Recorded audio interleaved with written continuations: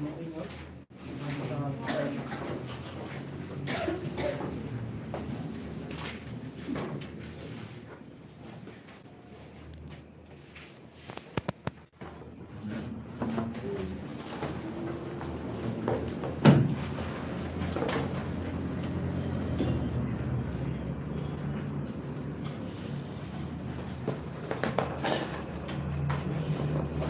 ल सबैजना रेडी हुनुहुन्छ भन्ने आशा है। हामी आज अर्को महत्त्वपूर्ण पाठ गर्छौँ। Will be talking about another important lesson and will revise yesterday's in brief है। यस्टरडे चाहिँ हामीले हिजोको क्लासमा नागरिकको चाहिँ निर्वाचनमा के भूमिका हुन्छ भन्ने कुरा गरेका छौँ होइन त। र हामीले चाहिँ निर्वाचन अगाडि, निर्वाचनको बेला र निर्वाचन पछिको भूमिका के हुन्छ भनेर कुरा गरेको थियौँ। अब यो पाठबाट भाइबहिनीहरूलाई सोध्न सकिने केही क्वेसनहरू अन्य पनि छन्, यद्यपि त्यति धेरै महत्त्वपूर्ण रूपमा अप्ठ्यारो जटिल किसिमको प्रश्नहरू चाहिँ यसबाट खासै आउँदैन र त्यसमा चाहिँ हामी ढुक्क हुने। जस्तै अब तपाईँ एक विद्यार्थी भएको नाताले निर्वाचनलाई सफलतापूर्वक सम्पन्न गर्न कसरी सहयोग गर्नुहुन्छ होइन भनेर चाहिँ क्वेसनहरू सोध्न सकिन्छ यसमा है। भनाइको मतलब एक विद्यार्थीको जिम्मेवारी के हुन्छ निर्वाचनलाई सफलतापूर्वक सञ्चालन गर्नमा होइन। अर्थात् एक विद्यार्थीले निर्वाचनको बेलामा कस्तो किसिमको भूमिका खेल्न सक्छ लेख्नुहोस् होइन भनेर चाहिँ भन्न सक्छ। त्यस कारणले अब यसमा हामीले अलिकति सोचेर आन्सर लेख्ने। जस्तै हामी अब कक्षा 10 को यो सामाजिक अध्ययनमा निर्वाचनसँग सम्बन्धित कुराहरू पढ्छौँ। त्यस कारणले निर्वाचन सम्बन्धी हामीलाई धेरै ज्ञान हुन्छ होइन। अब कस्तो भूमिका खेल्ने हो त भन्दा हामीले प्राप्त गरेको ज्ञान चाहिँ अरूलाई बाँड्ने होइन।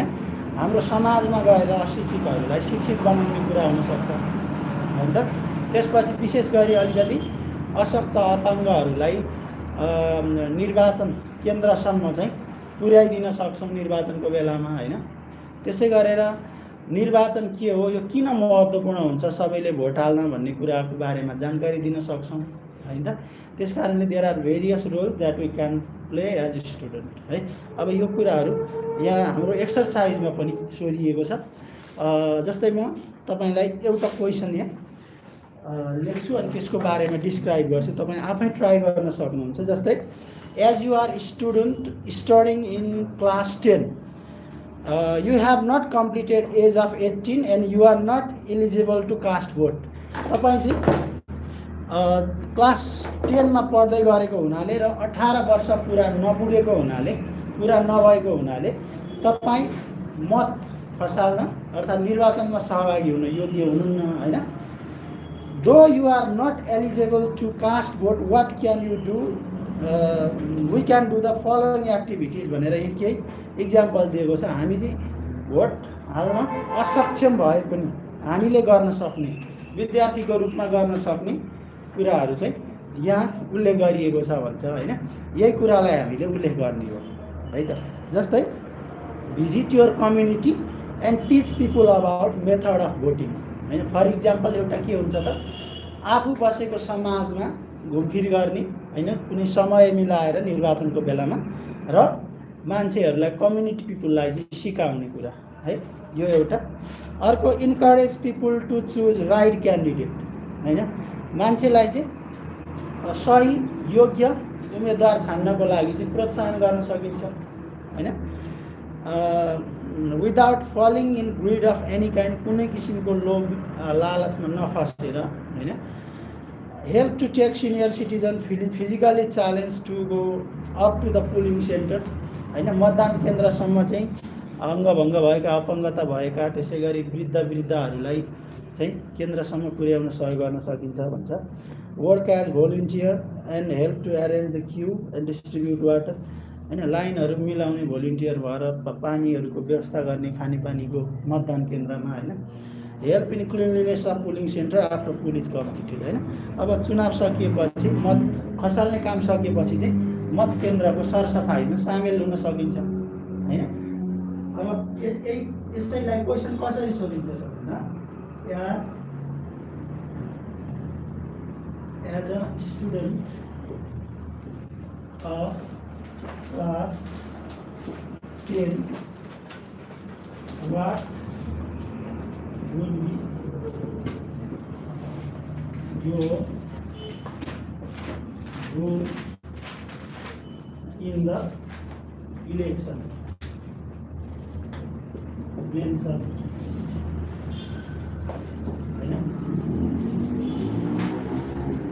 कक्षा 10 को विद्यार्थी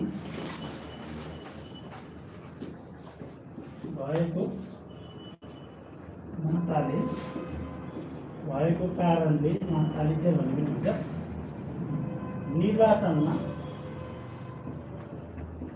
निर्वाचनमा तपाईको भूमिका कस्तो हुन्छ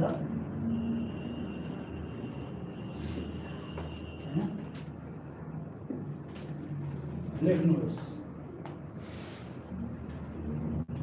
ओके, यो चाहिँ थिङ्क गर्ने सोच्नुपर्ने क्वेसन है। यसको आन्सर इजी छ, तपाईहरु आफै लेख्न सक्नुहुन्छ है। मैले प्रश्न मात्रै दिएको। अब अर्को क्वेसन पनि हामी योसँग सम्बन्धित छलफल गर्न सक्छौं।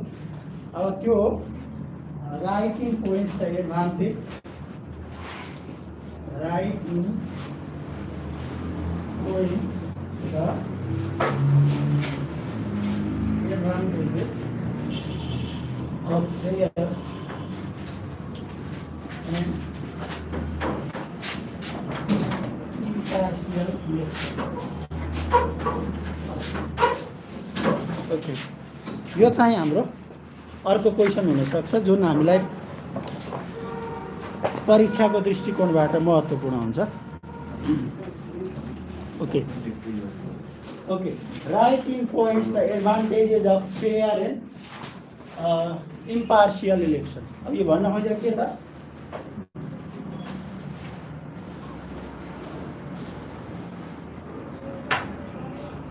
निष्पक्ष र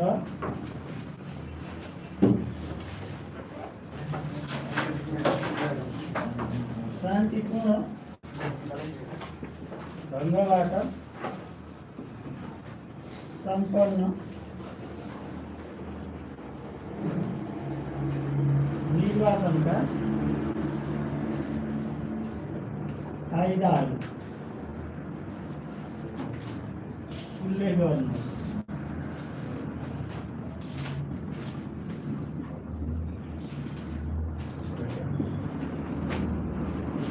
ओके, निर्वाचन चाहिँ शान्तिपूर्ण भयो, निष्पक्ष ढङ्गबाट भयो भने निष्पक्ष भनेको के कुनै पनि पक्षको नलागी हैन, एउटा इन्डिपेन्डेन्टली क्यान्डिडेट चाहिँ चुज गरेर गरिएको निर्वाचनले के फाइदा हुन्छ हैन भन्ने कुराहरू चाहिँ यो हामीले एडभान्टेजेसको रूपमा यहाँ लेख्नुपर्ने हुन्छ है।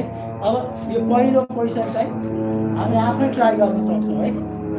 यसको बारेमा म केही पोइन्टहरू भन्छु है त है। अलराइट, अब के गर्न सकिन्छ त, मतलब यसको फाइदाहरू के हुन्छ त। निर्वाचन सभ्य भयो हैन, ढङ्गबाट सम्पन्न भयो अर्थात् शान्तिपूर्ण ढङ्गबाट सम्पन्न भयो, साथै निष्पक्ष भयो भने के हुन्छ है। एउटा कुरो के हुन्छ भन्दाखेरि people can cast vote in peaceful and fearless environment.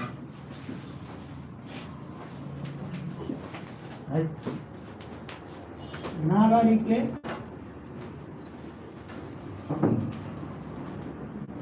त्रास रहित तथा शान्तिपूर्ण ढङ्गमा शान्तिपूर्ण वातावरणमा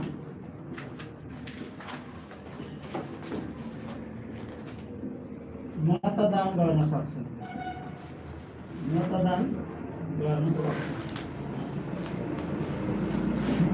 अब मान्छेले मतदान गर्न कुनै डर मान्नु पर्दैन, त्रास हुँदैन हैन। उनीहरूले इजिली हजुर सम्पन्न सम्पन्न है सम्पन्न भन्नाले चाहिँ के सकिएको सकिसकेको भनेको मतलब यसरी सकियो निर्वाचन चाहिँ शान्तिपूर्ण ढङ्गबाट सहज रूपमा सजिलोसँग कुनै अप्ठ्यारो नआइकन सकियो भने फाइदा के हुन्छ त हैन त्यो फर्स्टको क्वेसनको त्यहाँबाट लेख्नु पर्ने यो चाहिँ हामी आफैले ट्राई गर्ने भनेको बुकमा प्रष्ट रूपमा दिएको छ यो अर्कै क्वेसन हो त्यो यो हामीले पढ्दै गरेको जुन पाठ छ निर्वाचनमा नारीको भूमिका त्यो समय सम्बन्धित प्रश्न हो एउटा जुन चाहिँ महत्त्वपूर्ण छ है क्वेसन मात्रै भयो यो चाहिँ क्वेसन मात्रै दिएको मैले है होइन यो यसको चाहिँ आन्सर एक दुईवटा पोइन्टहरू जस्तै इक्जाम्पलको लागि यो पनि आफै गर्न सकिन्छ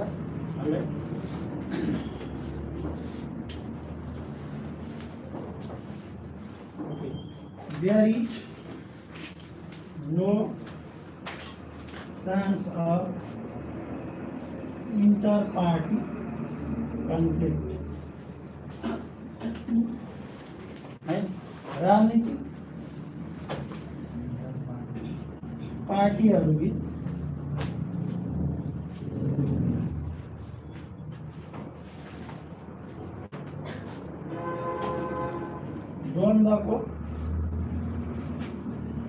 द्वन्द्वको सम्भावना रहँदैन हैन यो चाहिँ के त अर्को फाइदाको कुरा भयो त्यसै गरी है there will be no difficulty in publishing the result of election हैन निर्वाचनको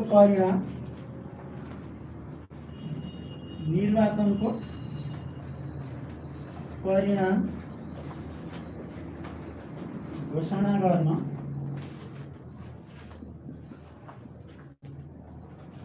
बाधा हुँदैन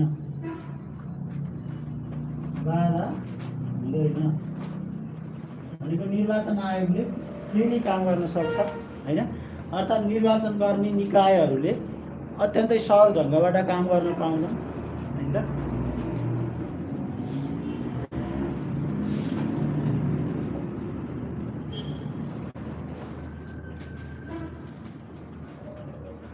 अर्को कुरो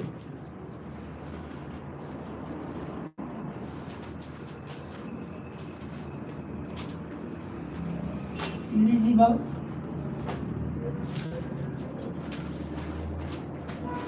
and honest candidate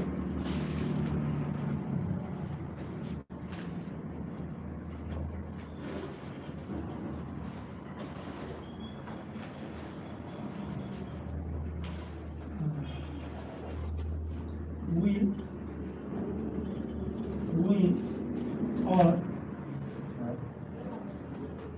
get opportunity will win and get opportunity governance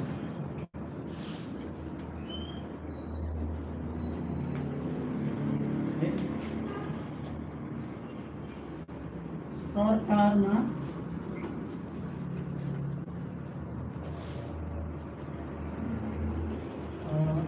यसलाई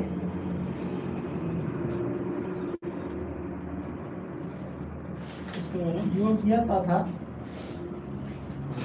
ईमानदार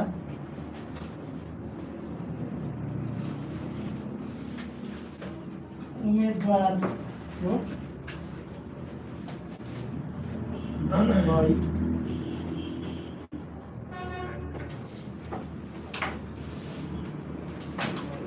उक्त व्यक्ति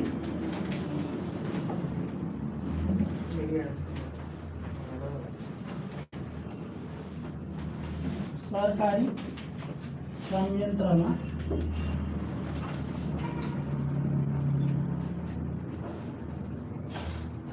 सहभागी हुन आउँछन्। सरकारी संयन्त्र भनेको के जुन पोलिटिकल सिस्टम त्रास रहित भनेको डर नभइकन है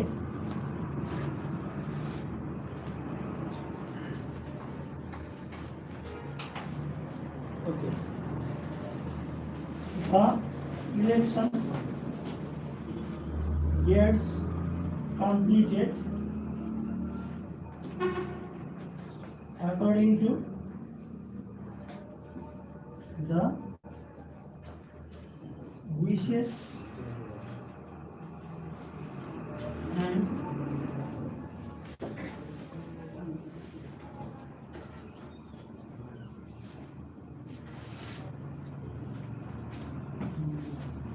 desires of people.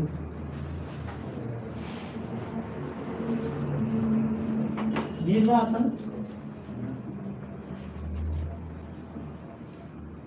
जनताको आकांक्षा वा इच्छा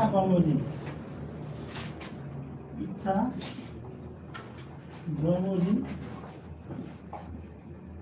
सम्पन्न गर्न सहयोग मिल्दछ।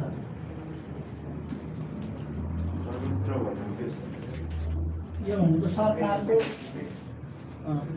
सिस्टम भनेको होइन संयन्त्र सरकारी संयन्त्रमा भनेको के सरकारका विभिन्न निकायहरूमा सरकारका पद्धतिहरू जुन छन् होइन जस्तै हामीसँग लेजिस्लेचर छ एक्जिक्युटिभ छ सरकारमा सामेल हुन चाहिँ दक्ष योग्य मान्छे पुग्छ होइन इमान्दार मान्छे पुग्छ भन्नु खोज्यो है।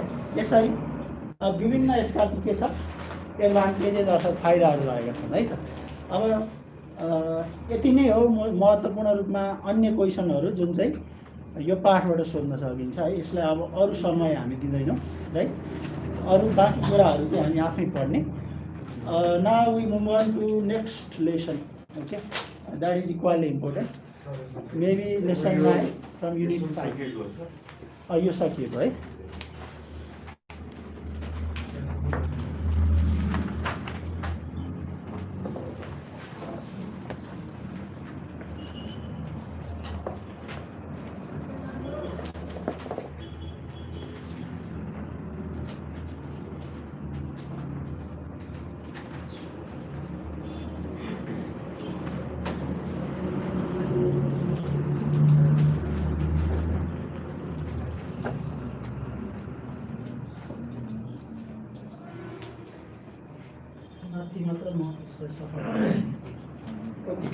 अब हामी अर्को कुरा एकाइ 5 कै पार्ट 2 है अर्थात् युनिट 5 लेसन 9 त्यसको कुरा गर्छौँ आज। र यो पाठको चाहिँ नाम रहेको छ मानव अधिकार है ह्युमन राइट्स। ह्युमन राइट्स मानव अधिकार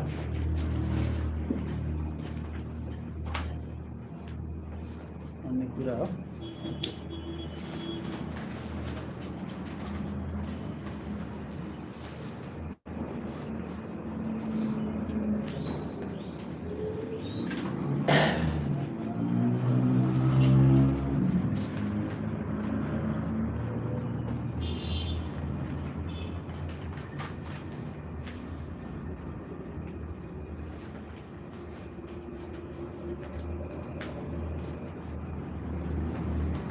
ओके अब म केही कुरा बोल्दै गर्छु तपाईहरु लेख्न बाँकी छ भने लेख्दै गर्नु है त।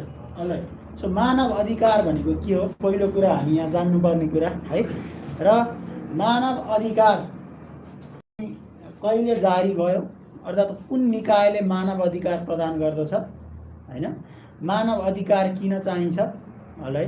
र अर्को कुरो मानव अधिकारको चाहिँ रक्षाका लागि के कस्ता प्रयासहरू भएका छन् त हैन विश्वमा, विशेष गरी हाम्रो नेपालको परिप्रेक्ष्यमा मानव अधिकारको संरक्षण सम्वर्धन कसरी भइरहेको छ भन्ने कुराको बारेमा हामी यहाँ छलफल गर्दैछौँ है त होला।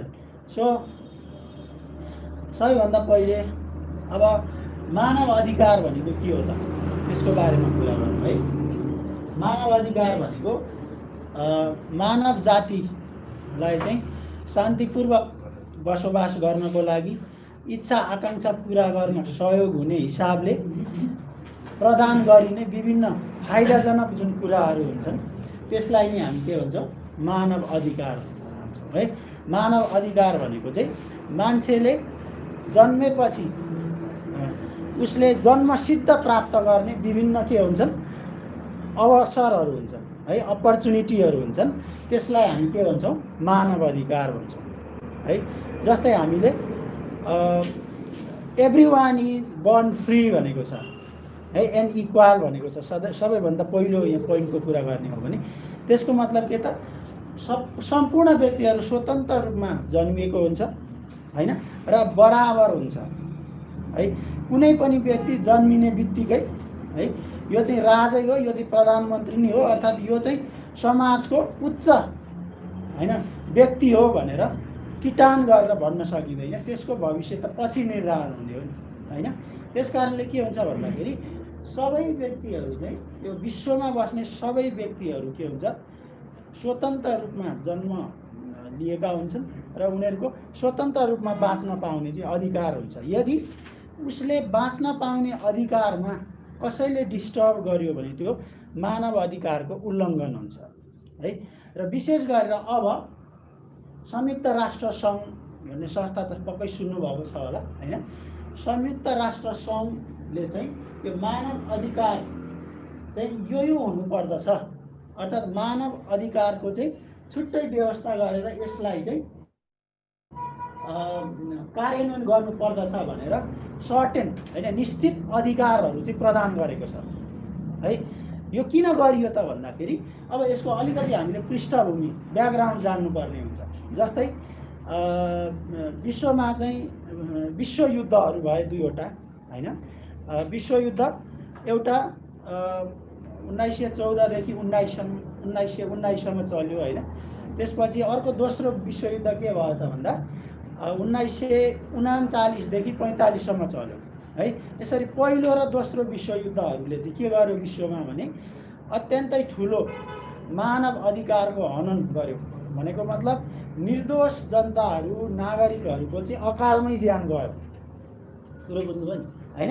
त्यस कारणले के भयो त भन्दाखेरि विशेष गरी अब प्रथम विश्वयुद्ध हुनुभन्दा अगाडि ताका यो मानव अधिकारलाई त्यति महत्त्वपूर्ण रूपमा हेरिएको थिएन।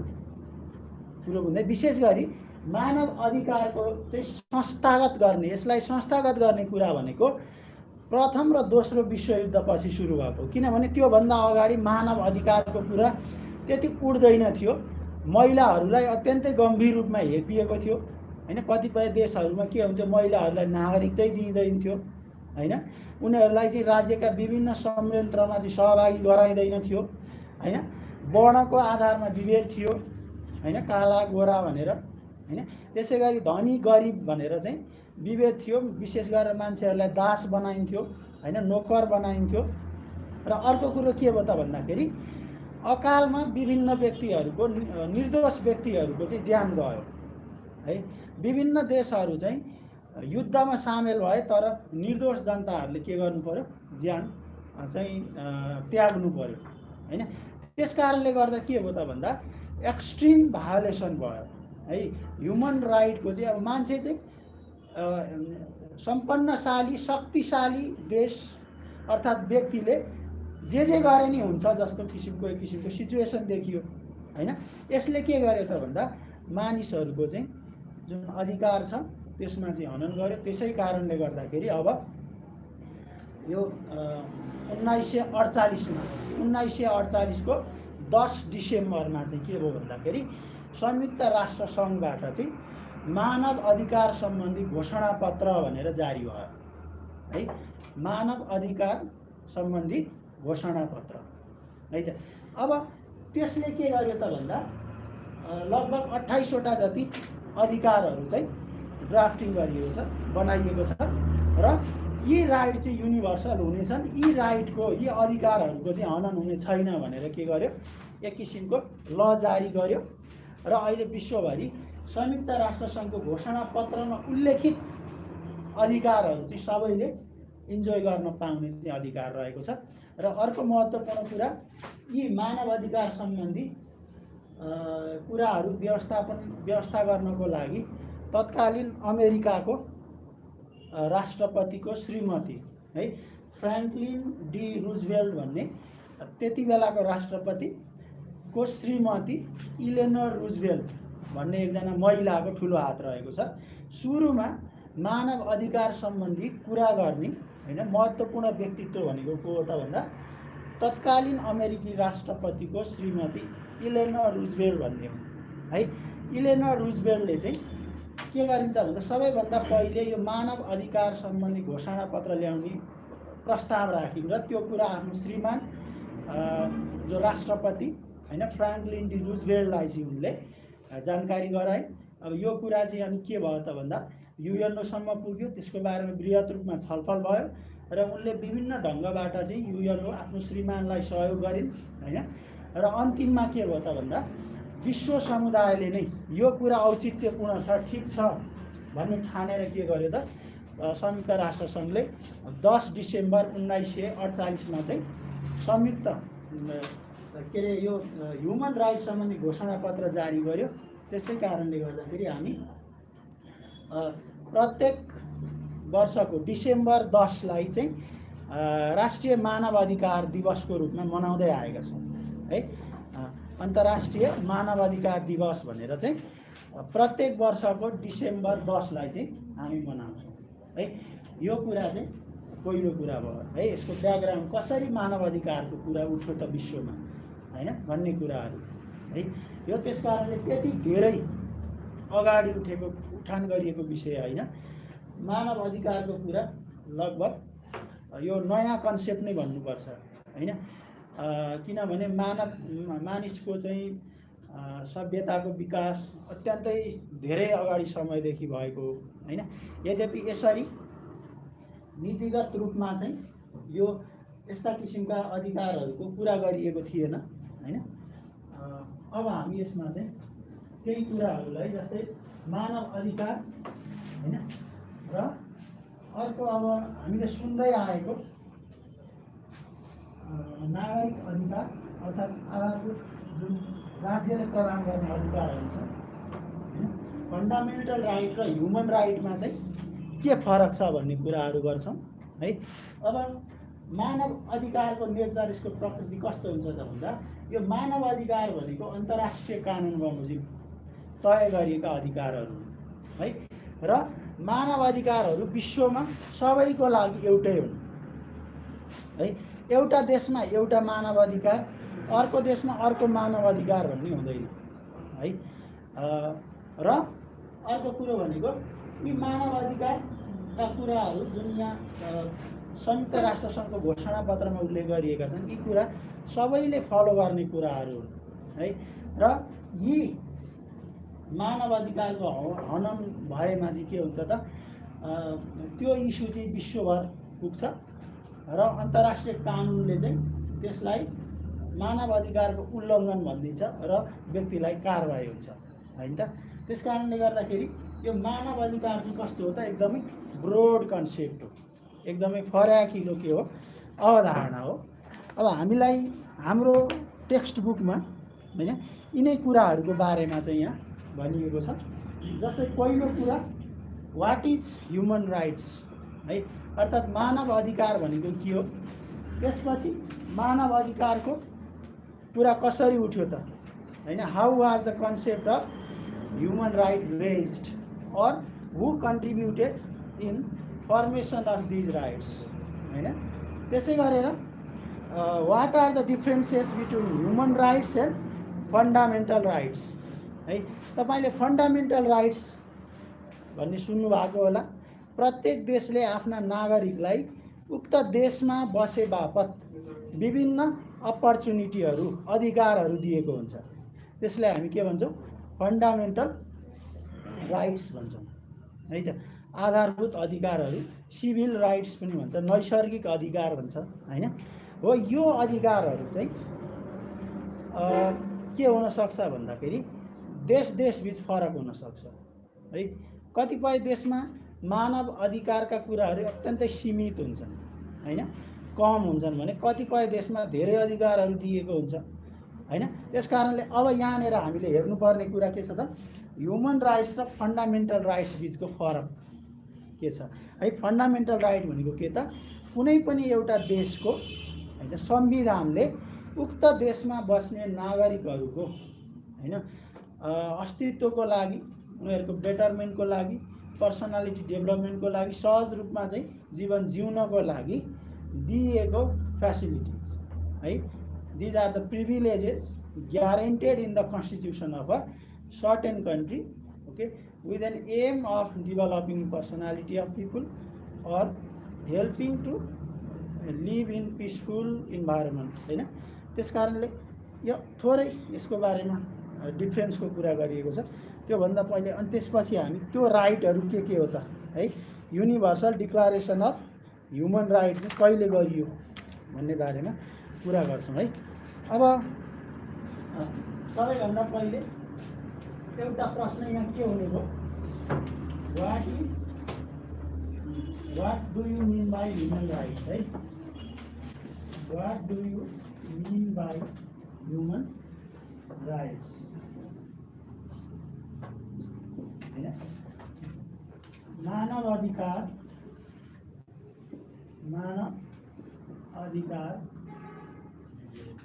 भन्नाले के बुझिन्छ? अर्थात् मानव अधिकार भनेको के हो? मानव अधिकारलाई परिभाषित गर्नुहोस् होइन। विभिन्न ढङ्गबाट हामी प्रश्न बनाउन सक्छौँ है त। एउटा कुरो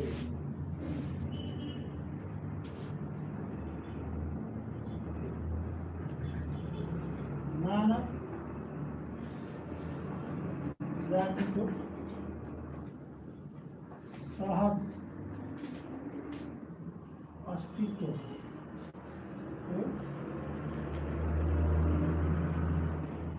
लागि वा शान्तिपूर्वक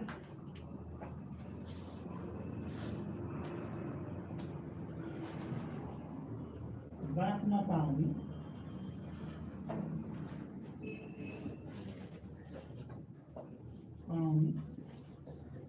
वातावरणको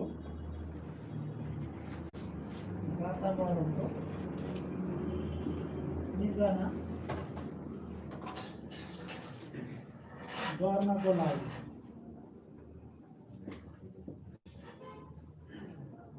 निर्मित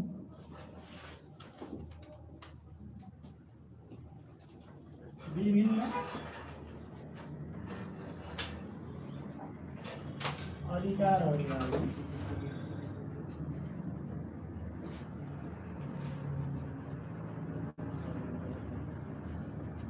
मानव अधिकार भनिन्छ।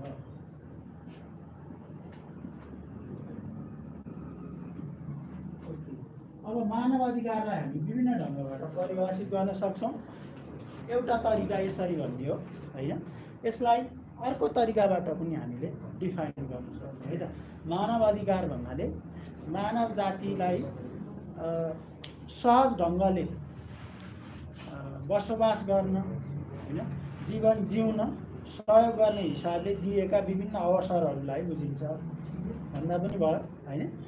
अर्थात् मानव अधिकार भनेको व्यक्तिको अर्थात् विश्वका नागरिकलाई समान ढङ्गबाट जिउन अवसर प्रदान गर्ने महत्त्वपूर्ण अवसरहरू हुन् भनेर भन्न पनि सकिन्छ होइन।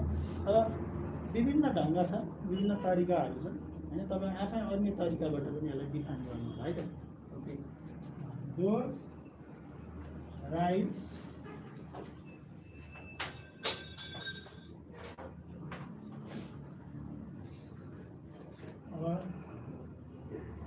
facilities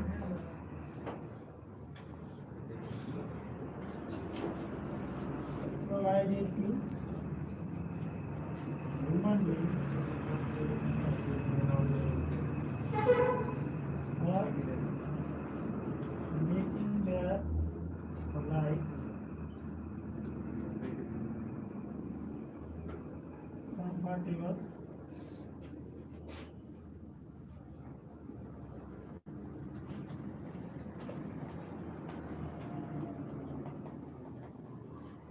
are called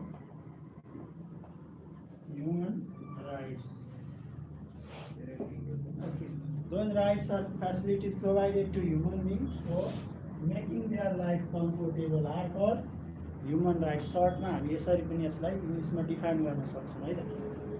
ओके, अब बुकमा पनि डेफिनेसनहरू दिएको छ, अलिकति लेन्दी हुनसक्छ, कतिपय शब्दहरू जटिल हुनसक्छ, त्यस कारणले सकेसम्म मतलब सजिलो भाषामा चाहिँ हामी डिफाइन गरौँ। जस्तै those rights that are needed for survival, है, बाँच्नको लागि, प्रोटेक्सन सुरक्षाको लागि, ग्रोथ एन्ड डेभलपमेन्ट विकासको लागि, कसको ह्युमन बिङ्स मानव जातिको विकासको लागि, होइन, उनीहरूलाई चाहिँ बाँच्नको लागि सुरक्षाको लागि प्रदान गरिएका महत्त्वपूर्ण कुराहरूलाई मानवाधिकार भनिन्छ भनेर पनि हामीले भन्न सक्छौँ। यो यहाँ उल्लेख पनि गरिएको छ, होइन। अब विशेष गरेर यो अन्तर्राष्ट्रिय कानुनले डिफाइन गर्ने हो। मानवाधिकार भनेको अन्तर्राष्ट्रिय कानुनले डिफाइन गर्ने हो, स्पेसली संयुक्त राष्ट्र सङ्घ जुन एउटा उच्च निकाय रहेको छ, त्यसले तय गरेका राइटहरू हुने चाहिँ, र यी चाहिँ विश्वभरि समान हुन्छ, होइन त। अब यसमा चाहिँ there is no discrimination between human on basis of caste, होइन, त्यसै गरी रिलिजन, ल्याङ्ग्वेज, कल्चर, होइन, एन्ड सो अन, है। They will be punished if they violate the human rights. Okay, so these are the rights to be exercised by every human being living in the world. Okay, we cannot say the rights are different according to different countries, especially in case of human rights. Okay, we'll be talking about fundamental rights to later on. So अब अर्को भनेको fundamental rights भनेको के हो त, होइन। पहिले त्यसको पनि बारेमा बुझ्नुपर्छ, अनि मात्रै हामीलाई चाहिँ यसको फरक अर्थात् डिफ्रेन्सेसको बारेमा हामी कुरा गर्न सक्छौँ। अर्को, what do you mean by fundamental rights, अर्थात् नेपाली बुक कसैसँग छ? नेपालीमा यसलाई नैसर्गिक अधिकार भनिन्छ। हेर्नुहोस् त, मैले शब्द ठ्याक्कै बिर्सिरहेको छु, होइन। आधारभूत अधिकारहरू भन्ने छ।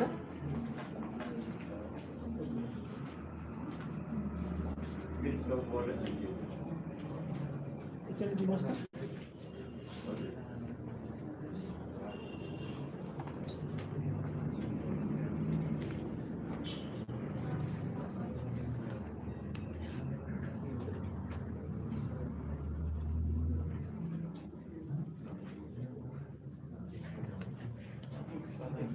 मौलिक अधिकार, होइन, मौलिक अधिकार, नैसर्गिक अधिकार, मौलिक अधिकार भनेको के हो है। पहिले यो दुईवटा अधिकारको बारेमा हामीले थाहा पाउने, त्यसपछि हामी डिफ्रेन्सेसको बारेमा कुरा गर्छौँ, है। मौलिक अधिकार भनेको चाहिँ के त भन्दा प्रत्येक देशले आफ्नो देशमा बस्ने नागरिकहरूलाई, होइन, सहज रूपमा जिउनको लागि संविधानमा उल्लेख गरेका अधिकारहरूलाई हामी के भन्छौँ?